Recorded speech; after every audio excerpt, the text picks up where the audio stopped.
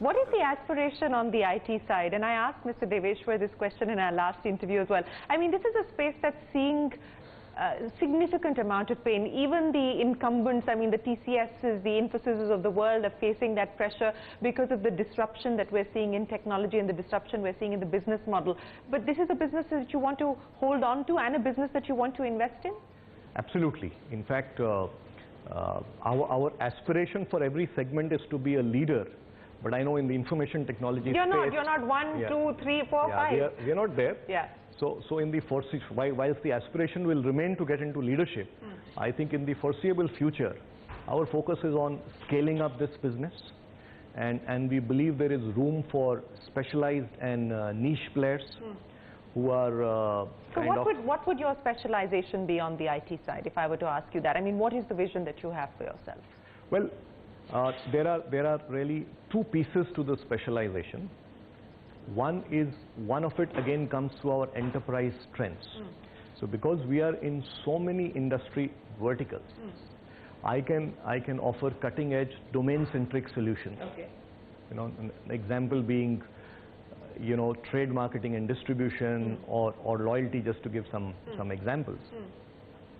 So that is one piece of the specialization that will come. Second is that over time, as we service clients and as ITC Infotech also services ITC, there are capabilities that it has developed, and where in these capabilities we identified that there's an opportunity to specialize, because the level of specialism right now is limited, and in future there will be a demand for much greater specialization. Sure. So you know, for example, what's the growth of non-ITC clients, for instance, for the Infotech business? Bulk of our business is non-ITC. And what is the size of the business today? Today it would be about, last year it was about 1,500 crores. Okay. And what is the aspiration? Where do you see it maybe in the next 5 years? And will that be driven through an acquisition, the jump in growth that you expect? We will grow both organically, as well as if there's an opportunity, we will grow inorganically. We would certainly want it to grow at rates that are significantly higher than the industry, which is what we've been seeing in the past. So we want to continue those growth rates and invest behind certain you know, capabilities that are going to be important tomorrow. And like you said, that this industry is getting disrupted. There's a lot of focus on digital today. A lot of focus on artificial intelligence and automation and big data and so on and so forth. So here are lots of opportunities to make some investments that will become very relevant for the future. You know, we started this conversation talking about the efforts on the larger integration as far as your facilities were concerned, sort of, you know, really juicing out the efficiencies at the back end and improving margins. If I were to ask you to draw out a roadmap for us in terms of where things currently stand and where we could perhaps see things over the next 3 years, what is the vision that you have, both in terms of the kind of margin adjustment that you could see on the upside, as well as, you know, the different landscapes that you believe ITC will be able to sort of play in significantly? Okay, see, again, because of the diversity that we have, I think we have to look at margins from a segment perspective. So our aspiration is very clearly leadership, both not only in terms of the size and our market standing, but leadership in the financial performance. Yeah, that's what I was going to ask you. So things like return on capital employed, you know, what kind of parameters are you going to judge your performance by? Certainly it's going to be best in class for that industry segment. So when I deal with a paper segment, I will benchmark to the paper industry. When I deal with staples, I benchmark with staples. When I'm dealing, for example, with stationery products, I benchmark again to that industry. So we want to be best in class there as far as financial metrics are concerned, and equally I think, see, our aspiration is multi-dimensional, and that's what I think throws up a lot of challenge and passion in the organization, because it's not just about market standing and financial metrics. The other two dimensions receive equal amount of attention: environmental sustainability and inclusive growth. So even if you look at, you know, a segment like paper, you know, there is 250,000 hectares of forests that we have created, more than 100 million man days of employment, first paper company to be Forest Stewardship Council certified. All our mills are certified right now. So it is all on the three dimensions that we will for sure evaluate performance of each and every segment we are into. And in each of these dimensions, the aspiration is to be ultimately get to a leadership position. And is the focus now going to sharply be on profitability, at least as far as the FMCG business is concerned, where losses have declined, but is the focus now going to sharply be on the road to profitability? Profitability has always been at the core of our focus. There are really three vectors that we focus on in any business. Am I providing consumers with winning products? Am I providing consumers products that they like to adopt? Do I have the best-in-class consumer or customer engagement? And third is, am I best-in-class as far as cost efficiency is concerned?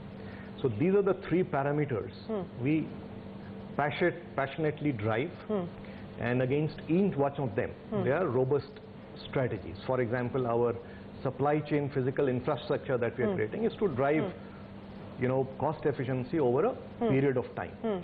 And because our businesses in FMCG have started at different points in time, so on aggregate results reflects the performance of businesses which are in various stages of maturity, as well as the cost of incubating new businesses.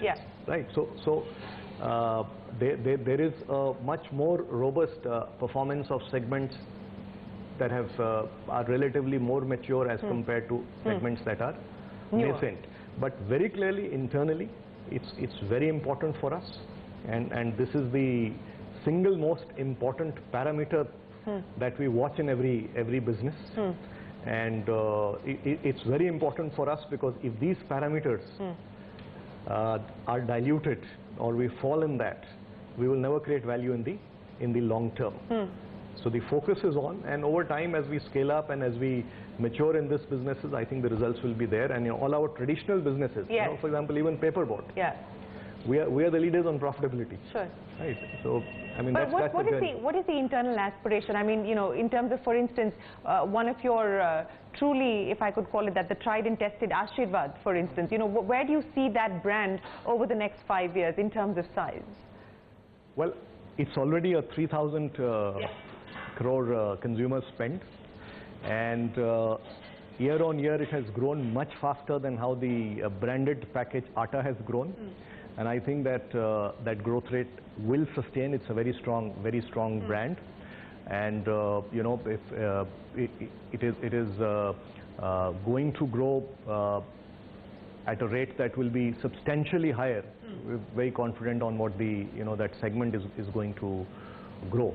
Is there also some rationalization that we can expect as far as your current product portfolio is concerned, things that you expected to have performed in a certain way but probably didn't match the expectations? Is that rationalization reassessment process underway as well? Well, it's very much an ongoing process. I think that's what we call internal vitality. How do we remain competitive and relevant? And we have a robust process to review strategy, realign, optimize portfolio, and also, of course, a process to completely drive efficiency to the next order. And there have been examples. For example, we exited the greeting card business because we found that the headroom to grow was not there. Anything on the cards at this point in time in terms of possible exit? No, nothing. I mean, specifically that we are looking at this point of time. Yeah, there are pieces of our portfolio, maybe SKUs, certain variants, certain segments which we may have looked at and decided to stop in those because we were not neither making progress nor did we see the opportunity to grow in those segments. So it's an ongoing process. But yes, we have invested in segments that we believe have a lot of headroom in the future. So we are going to be quite perseverant in general. We will not give up easily. No, I think that I've known about ITC. You don't give up that easy, but you know, you've got some pretty big shoes to fill. Mr. Deveshwar has a sort of larger than life influence on ITC. Through this process of him mentoring you, what has been the biggest takeaway? What's been the biggest lesson for you personally? I think the biggest learning I have working with him and learning from him over the years is the art of enabling and empowering the team, and at the same time being able to give them the right kind of input so that each one of them can succeed. So I think that's what I have learned from him. Let me flip the question on its head now and ask you, how are you different from him? Okay, well, as far as ITC is concerned, I think we should look at it from a perspective that ITC is an institution.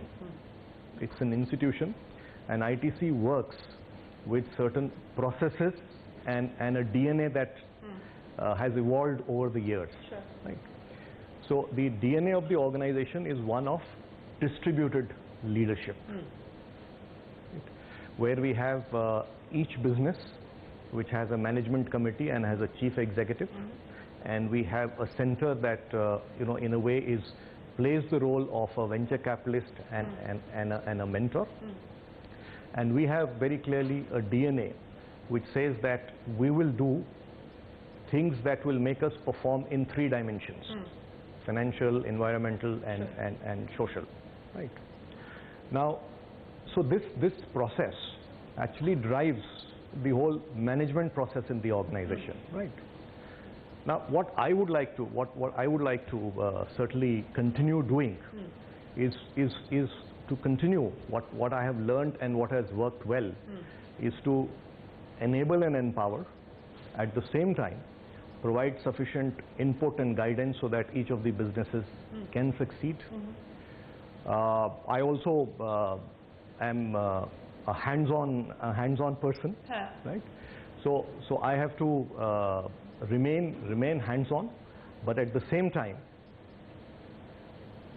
not get into the day-to-day operations or any backseat driving. So the trick really is to be able to remain hands-on, give inputs, give guidance, but in a whole ethos of enabling and empowerment, so that each business can take its own decisions and succeed in its own right. So let me end by asking you, if you were to look at your dashboard today, what is the #1 challenge that you see, and what is the #1 opportunity that you see as well? Well, the #1 opportunity, as we have said, is in the FMCG space. It's got the maximum headroom to grow, and that's why we have this bold ambition of getting to 100,000 crores. And as far as that requires an 18% CAGR growth from where you are currently. You still believe that you'll be able to get to that number? Yes, absolutely. You see, it's like this, that we have, if I look at my CAGR over the last recent past, say if I look at it about 3 years or so, I'm in double digits, but not quite there. But I'm with the additional areas that we are getting in, and what we are doing to strengthen our existing portfolio. And then with the economy also expected to pick up, I think the growth rates will significantly increase. So we want to get to a growth rate of between 15 to 20% from where we are, and that is what is going to get there. I do understand that there is a linkage with the economy picking up, but I think our view is that sooner or later it's going to pick up.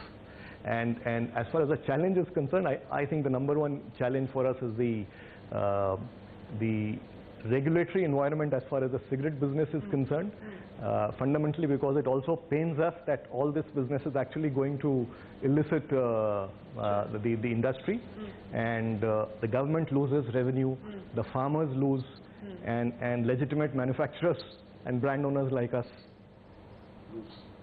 Sanjiv Puri, it's been an absolute pleasure. We wish you the very best of luck. Thank you very much for joining us on CNBC-TV18, and congratulations and the best of luck at ITC. Thank you very much. Pleasure to meet you. Well, with that, it is time for us to wrap up this CNBC-TV18 special from all of us here at the Moria. Goodbye and many thanks for watching.